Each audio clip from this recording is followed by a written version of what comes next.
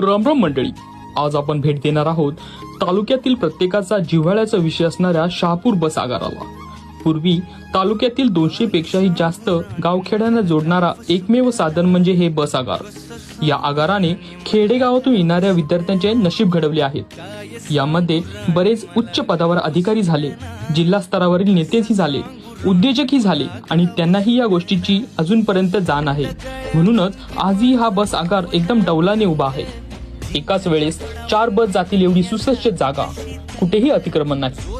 रस्त्याच्या बाजूला तसेच मागील बाजूस रिसायकल पद्धतीने कचऱ्याचा वापर करून सुशोभीकरण करण्यात आलेले आहे। तेथून येणाऱ्या सुगंधामुळे जाणाऱ्या येणाऱ्यांचे मन अगदी प्रफुल्लित होऊन जातं। स्टँडच्या समोरच गार्डन बांधण्यात आलेलं आहे आणि त्यामध्ये सिनियर सिटीजनसाठी खास मुलायम अशा बेंचची सुविधाही करण्यात आलेली आहे।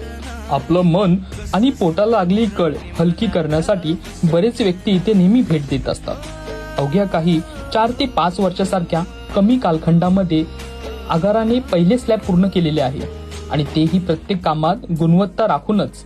पावसाळ्यात आगारामध्ये ठिकठिकाणी नैसर्गिक तळे साचलेले आढळतात आणि त्यामध्ये बरेच बेरोजगार वळगडीच्या स्वरूपामध्ये मासेमारी करून उदरनिर्वाह करत आहेत। आगारामध्ये बसण्यासाठी उत्तम प्रकारची सोय आहे। तसेच महिला कक्षामध्ये Z+ सिक्युरिटी पाहायला मिळते आणि त्यामुळेच महिलांना इथे खूप सुरक्षित असे वातावरण मिळते। सोबतच आगारामध्ये AC वॉशरूमची सुविधाही करण्यात आलेली आहे आणि या फर्स्ट क्लास सर्व्हिसला मेंटेन करण्यासाठी येथे टोलनाकाही लावण्यात आलेला आहे आणि त्यातून जमा झालेली रक्कम ही वॉशरूमची गुणवत्ता आणि स्वच्छता राखून ठेवण्यासाठी वापरण्यात येत आहे। काही असो, आपल्या शहापूरची ओळख ही आपल्या बसस्थानकामुळे आणि तिचा हा विकास पाहून खरोखरच तालुक्यातील नेत्यांना, ठेकेदाराला आणि प्रशासनाला नक्कीच रात्री सुखाची झोप लागत असेल। चला तर मंडळी, पुन्हा भेट देऊ अशा शहापूरमधील काही दुसऱ्या प्रेक्षणीय स्थळांना।